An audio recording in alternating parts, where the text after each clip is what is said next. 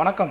தமிழ் கேள்வி அப்படின்னு ஒரு யூடியூப் சேனல் எங்களுக்கு எல்லாருக்கும் தெரியும். அதில் வந்து செந்தில்வேல் அப்படின்ற பத்திரிகையாளர் நடத்திட்டு வராரு. இதுக்கு முன்னாடி மெயின் ஸ்ட்ரீம் மீடியாக்களில் பல பத்திரிகைகளில் வந்து வேலை பார்த்துருக்காரு. அவர் வந்து மீது உள்ள ஒரு குற்றச்சாட்டு என்னன்னா, திமுக ஆதரவாளர், திமுகவுக்கு வந்து ஆதரவாக செயல்படுவார் அப்படின்னு சொல்லிட்டு, அதனால தான் வேலையை விட்டு அவரை அனுப்பிட்டாங்கன்னு சொல்லப்படுது. அப்படி இருந்தப்போ மீண்டும் வந்து அவர் திமுக ஆதரவாக தான் செயல்பட்டு வராரு. ஒருவேளை அந்த கோவமா என்னவோ திமுக ஆதரவாக செயல்படுறதுனால தூக்கிட்டாங்கன்னு சொல்லிட்டு இங்கே வந்து திமுகவுக்கு ஆதரவாக வந்து பல்வேறு கருத்துக்களை வைப்பார். அது அவருடைய உரிமை, அது அவருடைய ஆனால் வந்து ஒரு வதந்தியோ அல்லது ஒரு வன்மத்தையோ கக்கறது வந்து ரொம்ப அருவருப்பான செயல். நம்ம லாஸ்ட்டாக அவருடைய காணொலியை ஒன்று பார்த்தோம். அதில் வந்து பாண்டிய கைது அப்படின்னு போட்டிருந்தார். தமிழகத்தை பொறுத்தளவுக்கு இங்கே இருக்கக்கூடிய பிரபலமான பத்திரிகையாளர்னா ரங்கராஜ் பாண்டே தான். பல்வேறு மெயின் ஸ்ட்ரீம் மீடியாக்களில் அவரும் அச்சு பத்திரிகையிலும் சரி, காட்சி ஊடகங்களையும் சரி வேலை பார்த்துருக்கிறாரு.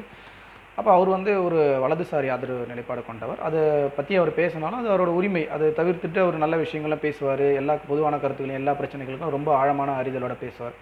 அப்போ ஒரு வலதுசாரி ஆதரவு கொண்டவர்ன்றதுனாலே வந்து திமுகவுக்கு பிடிக்காம இருக்கணும் அப்படின்னு செந்தில்வேல் நினைக்கிறார் போல. அப்போ தொடர்ந்து பாண்டியை வந்து அட்டாக் பண்ணி வீடியோ வெளியிட்டு வந்தார். ஆனால் பாண்டியா வந்து அவரை பற்றி என்றைக்குமே பேசுனது கிடையாது.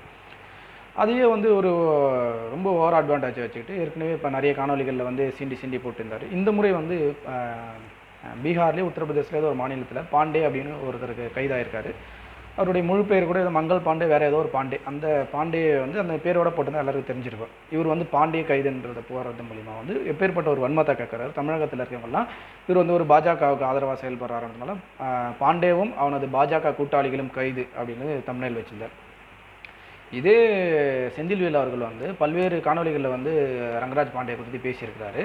அப்போது அதெல்லாம் வந்து அவர் பாண்டேன்ற வார்த்தையை தவிர்த்துடுவார். பாண்டே அப்படின்றது வந்து ஒரு ஜாதி பெயர், அதை நான் சொல்ல மாட்டேன், ரங்கராஜ் தான் அவர் பேர், ரங்கராஜுக்கு ஏன் இந்த மிரட்டல், ரங்கராஜுக்கு ஏன் இந்த பிதற்றல், அவர் வந்து பீகாரி, வந்தேரி, ஆரிய அப்படிலாம் பேசுவார்.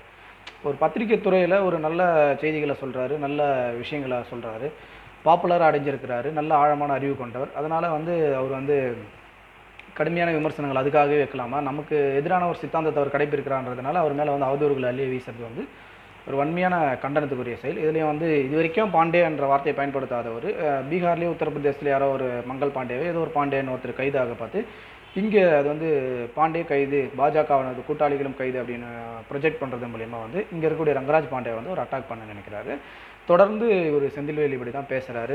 சமீபத்தில் கூட ஒரு நேர்காணலில் வந்து தினேஷ் அப்படின்னு ஒரு நேர்காணல் தி டிபேட், அந்த நேர்காணலில் வந்து அவர் திமுகவுக்கு ஆதரவாக முட்டு கொடுத்து பேச முடியாமல் திணறந்த வந்து நம்ம எல்லாருமே பார்த்தோம். ஆனால் ரங்கராஜ் பாண்டே அவர்கள் அந்த மாதிரி எந்த நேர்காணலையும் திணறது கிடையாது. தனக்கு சரின்னு பட்டதை பேசக்கூடியவர். அப்போ செந்தில்வேல் போன்ற பத்திரிகையாளர்கள் வந்து அவர் சொல்கிற மாதிரி கருத்தால் எதிர்கொள்ளாமல் இந்த மாதிரி வந்து ஒரு அவதூறெல்லாம் வந்து எடுத்து வரது வந்து ரொம்ப அருவருப்பான செயல்.